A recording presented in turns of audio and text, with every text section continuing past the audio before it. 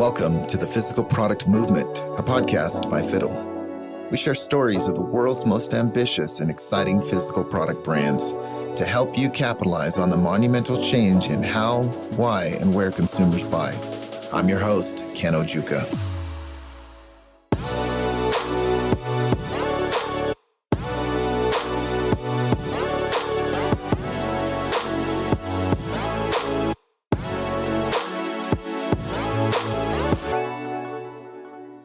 Today's interview is all about getting your food or beverage brand into retail stores.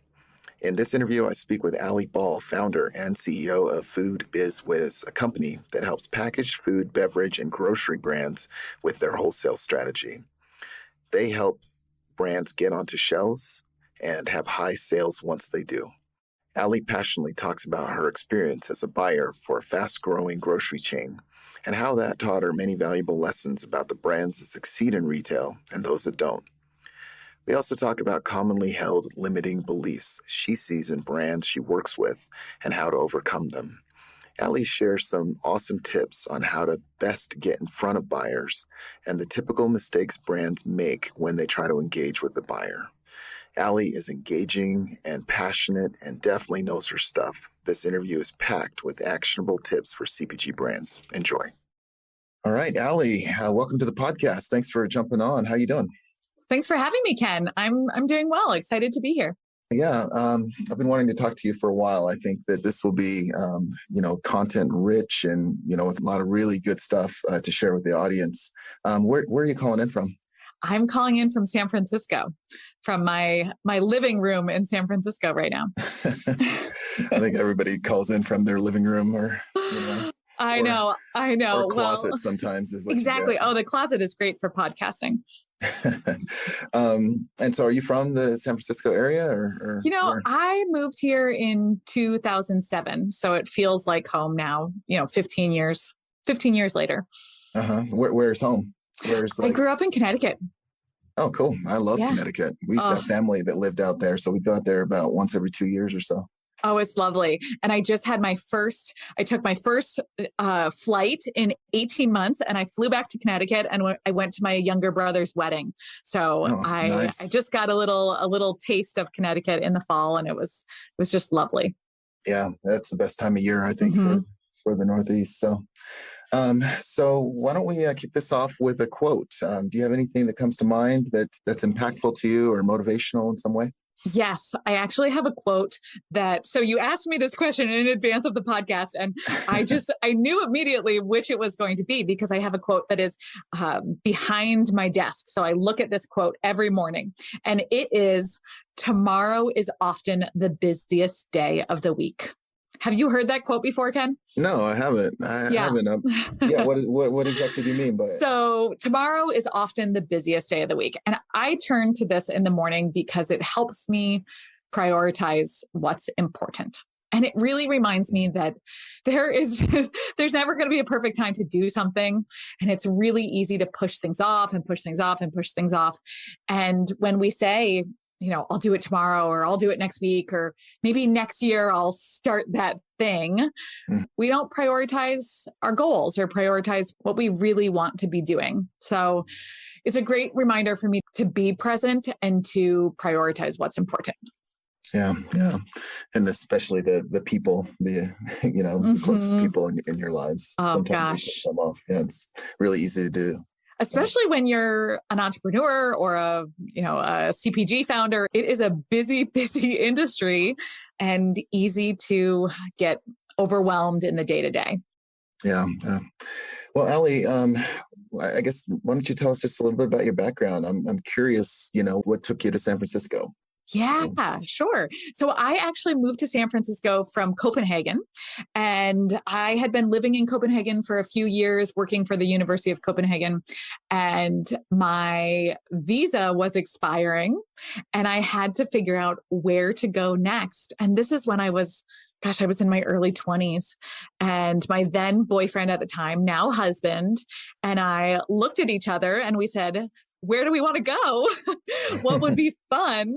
And sure enough, we decided San Francisco. And we really landed on it because we knew we wanted to be in a city, but we wanted close proximity to the outdoors and to nature. And that idea that we could drive 20 minutes and be, hiking or mountain biking or on a beach or, just in the middle of nowhere. So it really ended up being a great place for us. And I didn't, when I was 22, 23, I did not think that I would be in San Francisco for the rest of my life. But here we are now. There's no looking back.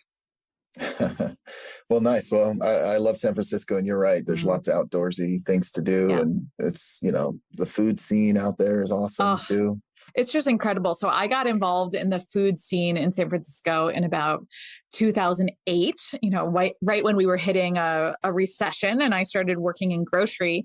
And, in some ways I call it the glory days of grocery, because specialty food was just, it was trending, it was booming, and people were cooking at home. It actually is not unlike what happened over the past 18 months, where people weren't going out to restaurants as much. They weren't indulging in experiences out and about, and people were looking to recreate those special moments in their home kitchens. And so specialty food was just skyrocketing. And it was a really fun time to start, getting involved with grocery. And so was that with Buy Right Market? That was with Buy Right. And when I was hired, I was employee number 68 when I was hired. And by the time I left, we had over 350 employees. Wow. So I just saw this, massive growth at Buy Right when I was there. And I feel so grateful that I joined that team when it really was tiny but mighty, and that idea that it was all hands on deck, and we were all working the sales floor, we were all like working the cash registers, we were all like getting behind the butcher counter. It was a really special time at Buy Right. Cool. So what did you do at Buy Right? What was your job? Yeah. So I was a grocery buyer. So my job was to find products for our shelves and make sure that we had high sales once I put them on our shelves. And so I worked with a team. We had a team of grocery buyers. They still have a team of grocery buyers. And this was back, before Instagram, before lots of food blogs, before, all of these wonderful ways that we can do product discovery now. And so I would go to farmers markets, and I would read trade publications, and I would, go to underground, like pop-up events and things like that, to find the best of the best that wasn't represented on our shelves yet.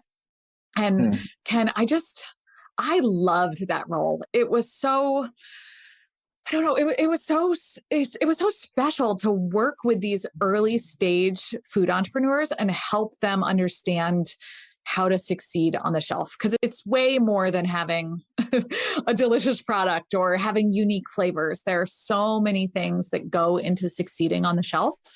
And it was such a privilege to be able to have that impact on small business owners and know that I was able to, in a small way, play a role in their business success. So I did that for many years. And then we decided to open a second location, Buy Right to Visadero, which was about 3 miles across town, still in San Francisco. Mm-hmm. And my role shifted, and I became head of grocery and retail store manager of that second location. Hmm. And in that, my responsibilities obviously shifted as well. And I became, I was going to say solely focused, but that's a little bit of an exaggeration, but very focused on the P&L. So looking at profit and loss of our grocery department week in and week out, and figuring out how I could, change up our operations or change up our staffing or, change up something to become a more sustainable and profitable grocery department. And this was big. We were doing about $7 million of sales in year one, just in the grocery department alone.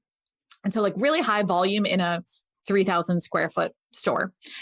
And while it was very educational, while it was, I again, very grateful that I learned how to read, financial statements, I really missed working with producers. I really missed having that impact on a small business owner. And so I realized, after time that it was time for me to leave Byright. It was time for me to start my own thing. And I left Byright in 2014, so about 7.5 years ago, and started my consulting business to help food, beverage, and taxable grocery brands understand the behind the scenes of wholesale. Okay, understood. Yep. And so, that leads directly into Food Biz Wiz, right? Yes. Which is your current business. Can you just tell us a little bit about it and what type of food brands do you focus on? Yeah. Oh, that's a great question because there are so many.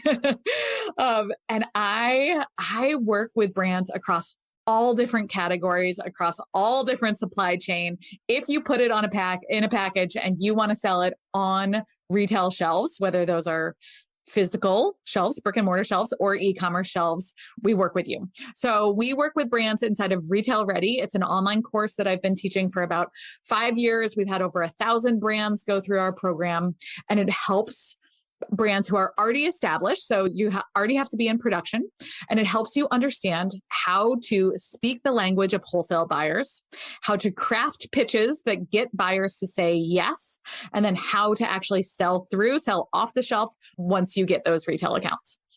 Interesting. Yeah. Let's double click on that just for a little bit. Like, could you give us something specific that you teach on in that course, that, the listener could take home and maybe apply right away? Yes, absolutely. I've got a couple golden rules that we teach inside of Retail Ready that I'm happy to share here. Mm-hmm. So I think one of the biggest light bulb moments that our Retail Ready students have is that they think that wholesale buyers are going to say yes to carrying your product line because it's delicious or it's sustainably made or it's local or female founded or whatever it is. But none of this is true, right?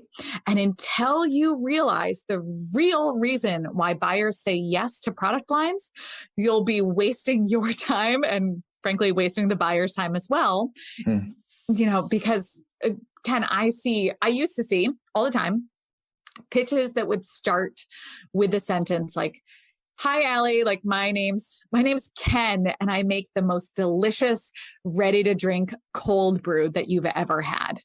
And Ken, if you started your pitch like that, I got to say, I would roll my eyes, on the phone. I'd be rolling my eyes in the background and I would be like, okay, yeah, Ken, you and everybody else who pitched to me this week.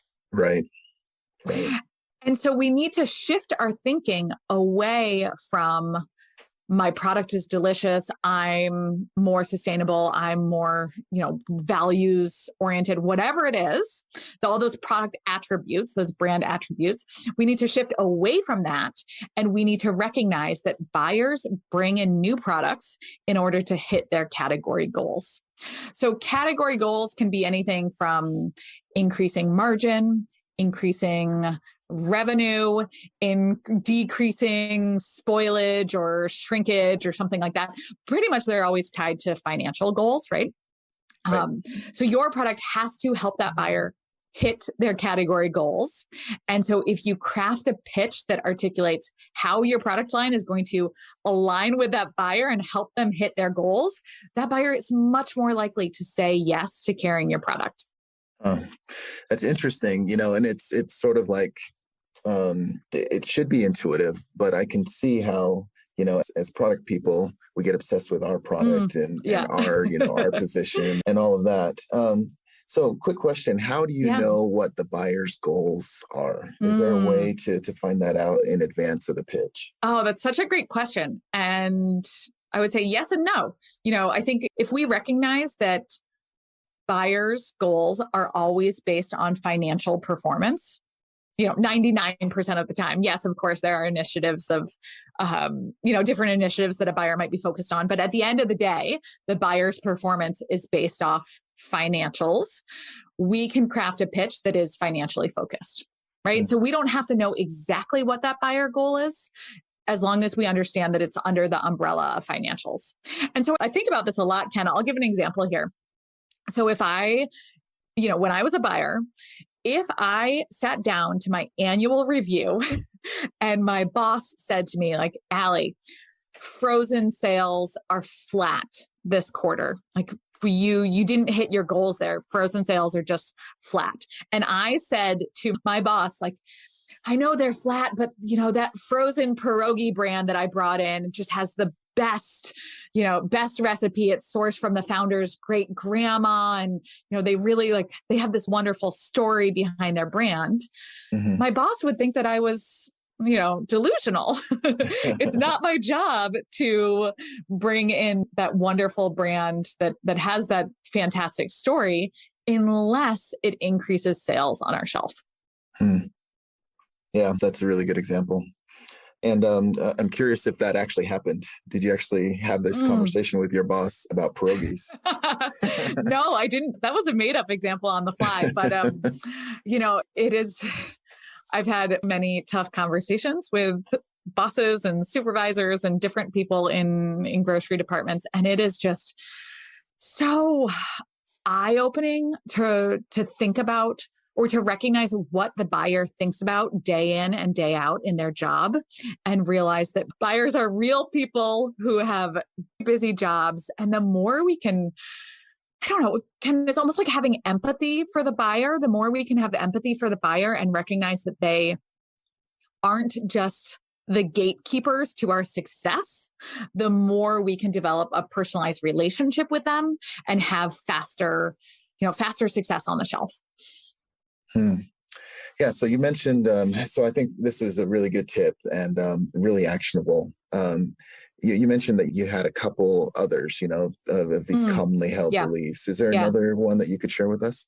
Yeah, absolutely. So another thing that people do, and it's shifted a little bit, obviously with COVID, but one of my other golden rules is don't drop by.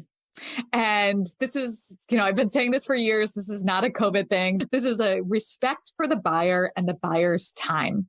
And so typically what happens, especially as brands are small and maybe they're starting regionally, they're not trying to get into corporate accounts yet. They're really trying to hit their independents and local stores. What they'll do is put all their products in a cute little bag, with some tissue paper and a business card stapled to it. And they'll swing by those stores and attempt to meet with the buyer and hand off samples. And this doesn't work for a couple of reasons, Ken. First off, I always say this. Imagine if you were in the middle of your workday and someone knocked on your door and asked if they could have 10 minutes of your time. I mean, imagine if we were, we're here recording this podcast and somebody knocks on the door and is like, hey, Ken, can I have a quick meeting with you? You wouldn't like that either. Right. And so swinging by unannounced is a great way to drive a teeny tiny wedge in between you and the buyer, right? That buyer remembers the people who just swing by unannounced. Furthermore, what typically happens here is that the buyer says no, right? Like the cashiers or the grocery stockers or whoever it is know that the buyers don't want to be interrupted during the workday. And they act as little little bouncers and they say, no, sorry, buyer's not here. You can't meet with them. And they take your samples, right? Naturally, because you've got your samples prepped. And I think there's this secret that happens in, every retail store that I have worked in, every retail store that I've consulted with. We all have something called the sample box, but nobody talks about it, Ken. So the sample box is this box that typically, it's literally like a cardboard box here that typically sits above the grocery buyer's desk, underneath the grocery buyer's desk in some dusty corner of backstock. And it's literally where the team, cashiers or grocery stockers, whatever, can toss samples in for the buyer to taste at a later date. And this is really important to know because when you drop off your samples with that eager cashier, one of two things is going to happen. Either, and this is kind of best and worst case scenario here again, but either that cashier looks at your product line, they're like, oh, this looks delicious, right? You want them to have that reaction. And they're like, this looks delicious. It's going to come home with me instead of ending up in that sample box. Or they're like, oh, this is, I don't know, it's a CBD tincture. We don't sell CBD in our store. I guess I'm going to put it in the staff break room, or I'm going to take it home and give it to my roommate, or whatever it is. Making that decision for the buyer that we don't need CBD products, not knowing that buyer might have intentions to expand that category 6 weeks from now, right? So they're making a decision on your behalf. And then in the, again, that best case scenario, they're tossing your product in the sample box, which gets reviewed once every few months. So Ken, you can I imagine you can see where I'm going with this, that by the time that buyer sits down and goes through the sample box, the products are, expired, crumbled, separated from their sell sheets and their price lists, whatever it is, they're certainly not the best way that you want to present your product line. And again, it gives that less than stellar first impression on the buyer. Right. So all of that I think is understandable. So what's a better path, right? So yeah. What do you do instead, right? And, I want to get in front of you. What's the best way to do that? It's really simple. You pick up the phone and call. That's it. I know that sounds crazy. You're like, really, Allie? That's what I do. And I'll tell you, I'm like laughing here because it's so simple. You pick up the phone, you call the store, and you ask to speak to the buyer. And that's it.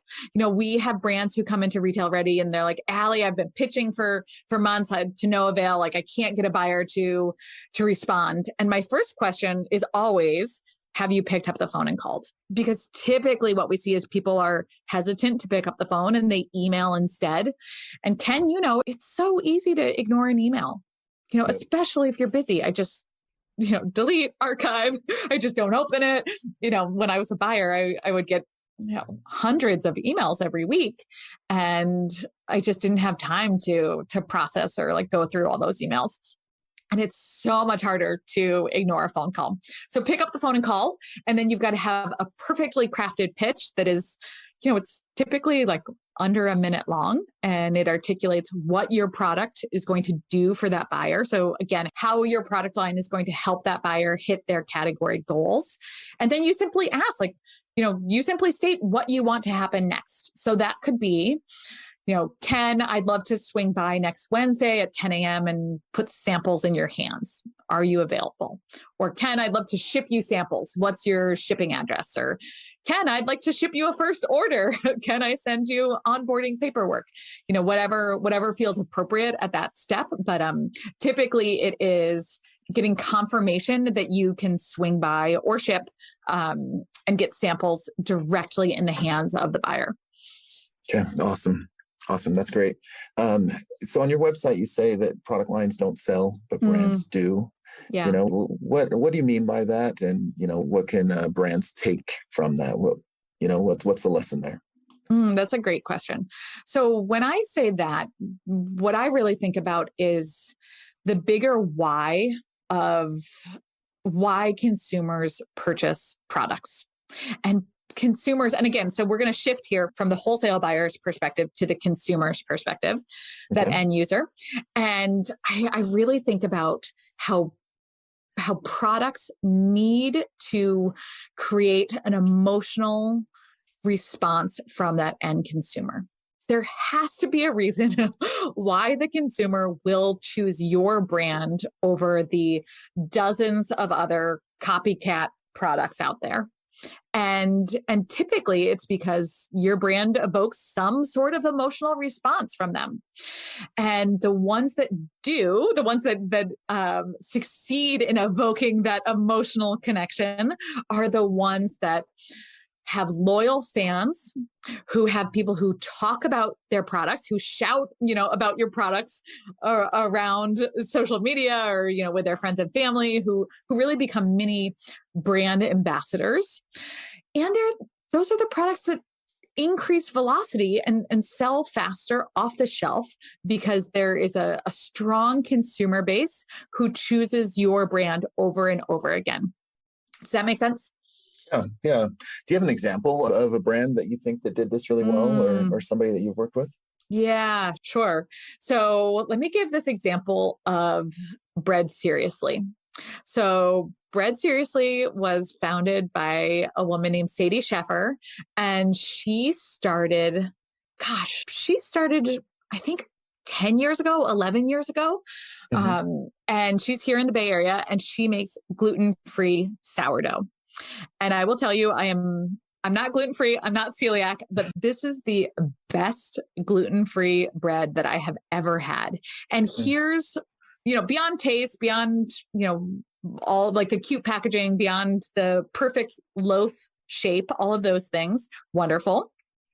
She creates the emotional connection of giving sourdough, that sourdough experience, that sourdough taste back to people who haven't been able to experience that because of, being celiac or gluten-free.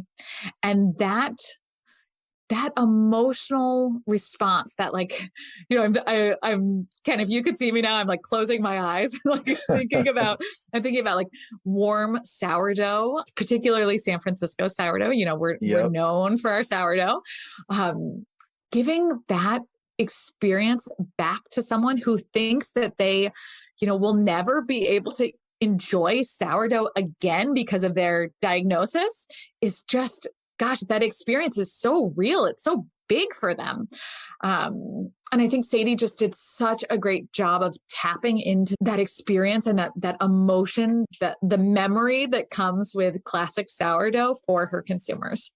Yeah. And that's actually interesting framing, for that product, right? And just talking and focusing in on the emotion behind it instead of just saying it's gluten-free bread. It's safe. Yeah, exactly. It's safe for you to eat. Like it's tasty, like whatever it is. It's really like, hey, you're celiac now. Like what's missing in your life? Like, what do you feel like you can't have, or that you're limited by, or like, where's that emotional void in your life? It sounds so dramatic when I say it, Ken, but it is, when people receive diagnosis like that, it can be hard.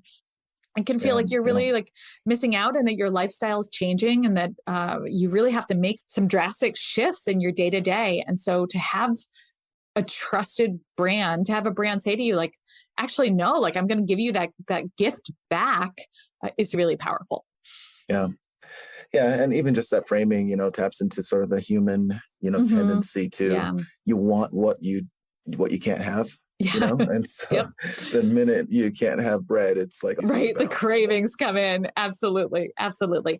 And, there are plenty of wonderful gluten-free bread brands out there. Right.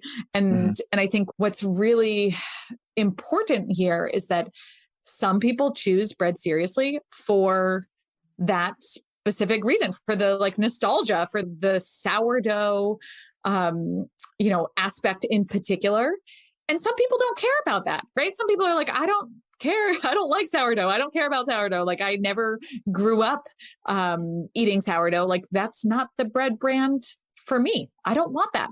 And that's totally fine here. I think it's really important to realize that you will never be the perfect solution for everyone. Right? Everyone is not your target consumer here. What we want to do is really drill into who is your target consumer, who is the super fan, and we market and speak to them, knowing that we will attract a larger following outside of that super fan base. So this, being able to communicate this passion and, kind of baking it into her brand, no pun intended. Yeah. But so what did this do for her business, and is this something that you worked with her on, or is it, so, how does that translate into business? Yeah. How does it translate into business? Yeah. Well, there's a few things. One, I think the important thing is realizing that once she creates that connection with her audience, they become loyalists. They are not going to another brand, right? Like once you can so clearly articulate what you do for your consumer, and once they realize it, right? Once they buy in, they're going to buy your brand forever and ever. It's really hard to change consumer behavior. And so once you once you hook them, this sounds so business oriented, but like once you get them, once they become that loyalist, it's really hard to lose them unless you do something out of integrity. So I think in the early days, one of the best things that it did for her was create a really loyal following. And once she had that, she was able to use that traction to land on wholesale shelves, to understand exactly what her consumers want, and then develop products that respond to the needs of the consumer, that are dictated by the consumers themselves. She's got that, really easy consumer insight, that consumer like data right there, because she's got those loyal followers. And then as she expands, and as she expands in wholesale, she can use that data to make sure that she's going into the right accounts, where her target audience is already shopping. And not that it's a guarantee, but she's much more likely to sell through when it gets in the right channels the first time around. Does that make sense? Yeah, it does. And I think that's an excellent example. Allie, I'm looking at the time. I worried about this when we started talking, that me and you could talk forever. We could.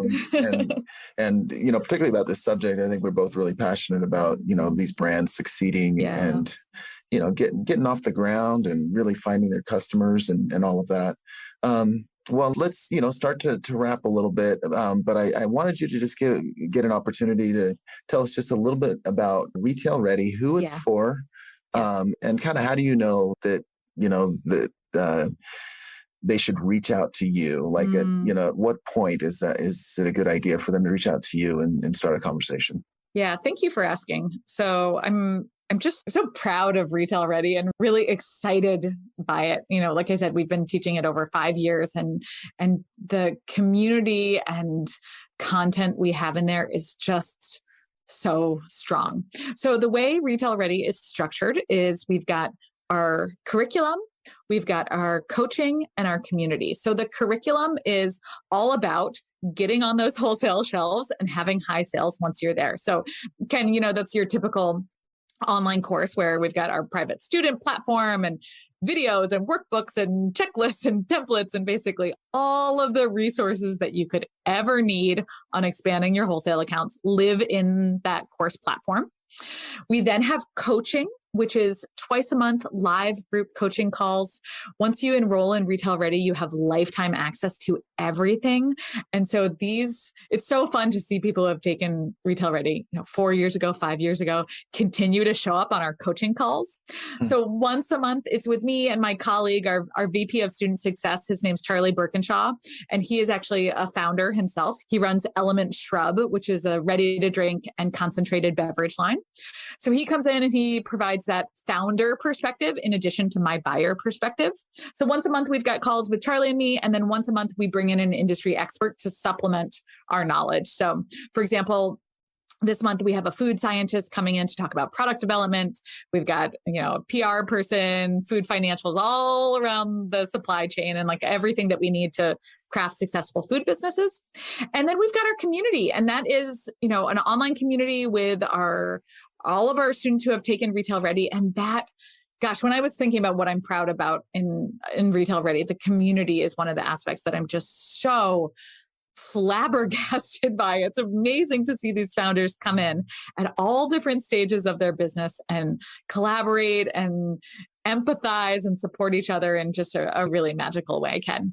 And awesome. So those are the three main components of it. If you could see me on video right now, I'm making a little triangle with my hands. Our curriculum, our coaching, and our community all come together to form Retail Ready. And then the biggest thing that we want our potential students to know is that you have to be in production already in order to really take advantage of Retail Ready. I'm not a product developer. I'm not a food scientist. I don't want to be a food scientist. And frankly, I'm not qualified to answer questions around product development. So once you figure out what you are making and how you're going to produce it, Retail Ready is the next step. Okay, awesome. And if you want to find out more information about Retail Ready, where should you go? Yeah, great question. So we've got a wait list for Retail Ready. We open enrollment throughout the year when my team and I have capacity to take on new brands. So on my website, Ken, at allyball.com, you will see a tab for Retail Ready. It'll take you to the wait list. And if you drop your name in there, you'll be the first to know when we open enrollment again. Cool. And you also have a cheat sheet that people can download? Oh, yes. Thank you for mentioning that. So I love this cheat sheet. It is called 100 Buyer No's. And so, as we were talking today, Ken, I'm sure some of your listeners were like, well, the buyer's still going to say no to my product line. Like you gave all these tips on crafting my pitch, but like at the end of the day, I still get a lot of no's. And this is a cheat sheet of literally 100 reasons why a buyer might say no to your product line and all of the rebuttals that you can possibly have to start shifting those no's into yeses. So that's right on my website as well, Ken. It's called the 100 Buyer No Cheat Sheet. And again, just a free download on there. Okay. Awesome. Well, let's just shift over to the quick fire round. I've just got 4 quick questions for you, and then we'll wrap this up. Great. You ready? Yeah. All right. What's one tool or resource that you feel has been really helpful for you in your career? Oh, gosh. Video. It is, I know it's a generic one, but going live and showing up, showing my face on social media has been a game changer for my business. Did you have any apprehensions about that before? Oh, or yeah. you Like naturally a video person? No. I go back and I look at the videos from 7 years ago and I'm like, oh gosh, those were bad.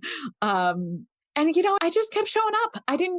I don't know how I had the confidence to do it, but I just kept showing up. And I'm so grateful that I did, because those powerful connections that I was able to make by showing up as a real person behind Food Biz Wiz has been so valuable.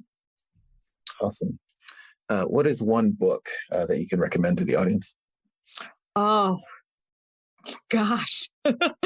One book. I would say anything by Brene Brown. I bet you get this a lot. Like Dare to Lead is a great, great book. Yeah, Brene gets my vote every time. Awesome. And what is one piece of advice that you'd give to your 21-year-old self? I would say move to San Francisco.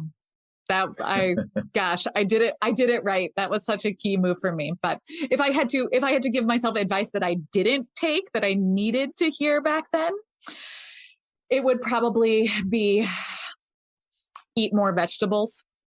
That's a good one. And your mom would be proud. Exactly. Yep. Who's one person in your field of work that you would love to sit down and take to lunch? Oh, gosh. These are good questions, Ken. I wasn't prepared for these. I will have lunch with Elliot Began any day of the week. Has he been on your podcast yet? No, I don't know Elliot. Oh my gosh. What does he do? Elliot is just so smart. He's another consultant who works with brands more on the financial side of things. And he helps brands create a growth plan and has this just like such a realistic philosophy about growing food businesses, and has this wonderful way of presenting tough love and real talk, all while making people feel empowered at the same time. Okay. Yeah, we'll definitely. You should. It's so funny. I feel like here we are at the end of my work week, and I have to admit that I'm 100% blanking on the actual name of his business because I just know him by Elliot, but I'll pull that up for you. Yeah, and we can include it in the show notes, Great. And I'm sure we'll be able to get him as a guest. And so yeah, sounds good. Oh, I know what it is. It's TIG, TIG. Yeah, his consultancy goes by the name of TIG Naturals or something like that. Okay, awesome. Well, you have been a great guest for us. Any parting words for CPG brands that are, up and coming, trying to get into retail? Any parting words for them? I'm going to go back to my quote from the beginning. Tomorrow is often the busiest day of the week. So my advice to you would be, if you are listening to this and you're thinking about the next steps and you just keep pushing it off and pushing it off, I'd really ask you, if not now, when are you going to do it if not now? So go out there and do it. Okay. Well, and you've already told us how to get in touch with you. Allie Ball, is that right? AllieBall.com? Yep. AllieBall.com. Find me on Instagram. I'm at It's Allie Ball, and my DMs are always open, and I love following new CPG brands. So hit me up on Instagram or on my website. Okay. Well, Allie, we appreciate it. Thanks for taking the time today. And this has been incredibly valuable. So you didn't disappoint.